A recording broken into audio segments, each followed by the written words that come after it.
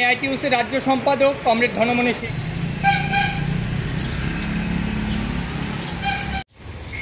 শুরু করে কমরেড, আজ তম জন্মবার্ষিকী। এই জন্মবার্ষিকী উপলক্ষে কপালে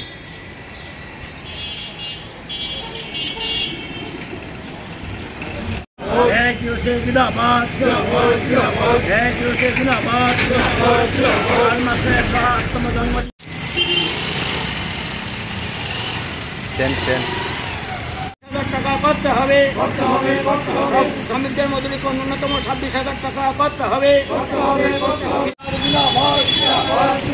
208তম জন্মদিবস পালন করুন। আমরা সকলেই জানি আজকে মহামতি কার্ল মার্ক্সের 208তম জন্মদিবস।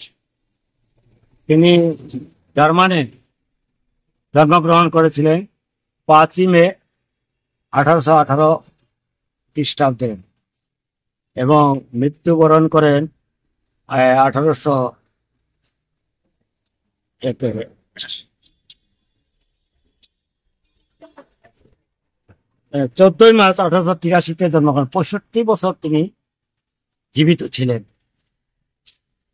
এই মহামতি কার্ল মার্ক্স সারা পৃথিবীতে একজন সর্বশ্রেষ্ঠ দার্শনিক ছিলেন এবং পৃথিবীতে মার্ক্সের দর্শনের উপরে আর কোনো দর্শন টিকতে পারে নাই।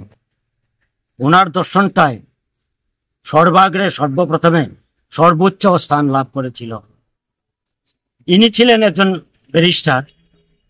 পরবর্তীকালে তিনি গবেষণার কাজে নেমে যান এবং দাস ক্যাপিটাল লেখার মাধ্যমে তিনি একজন দার্শনিক হিসাবে পরিচিতি লাভ করেন। ওনার দর্শনটাই আজকে সারা বিশ্বে কমিউনিস্ট আন্দোলনকে প্রতিষ্ঠিত করে। দাস ক্যাপিটালের মধ্যে যে 3টা দিক ছিল, সেই দিক হচ্ছে শ্রম, পণ্য এবং মজুরি এবং মুনাফা। এই 3-4টা দিক দিয়ে এই দাস ক্যাপিটালের লেখা। তো আজকে সেই দাস ক্যাপিটালের লেখার মাধ্যমে তার দার্শনিক প্রতিভা সারা বিশ্বের মধ্যে প্রতিফলিত হয় এবং সারা বিশ্বের দেশে দেশে কমিউনিস্ট আন্দোলনের সৃষ্টি ঘটে।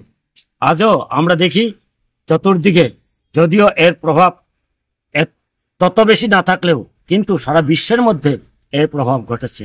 তাই আজকে এই ধনতান্ত্রিক যুগে কার্ল মার্ক্সের যে জন্মদিনে আমরা আজকে প্রতিজ্ঞা গ্রহণ করেছি, আগামী দিনে এই কার্ল মার্ক্সের যে দর্শন, সেই দর্শনকে সামনে রেখে সারা বিশ্বে এবং তথা আমাদের ভারতবর্ষে তথা এই ত্রিপুরায় আমরা এই কার্ল মার্ক্সের যে দর্শন তাকে প্রতিষ্ঠা করার জন্য আমরা লড়াই আন্দোলন করব, লড়াই আন্দোলন চালিয়ে যাব।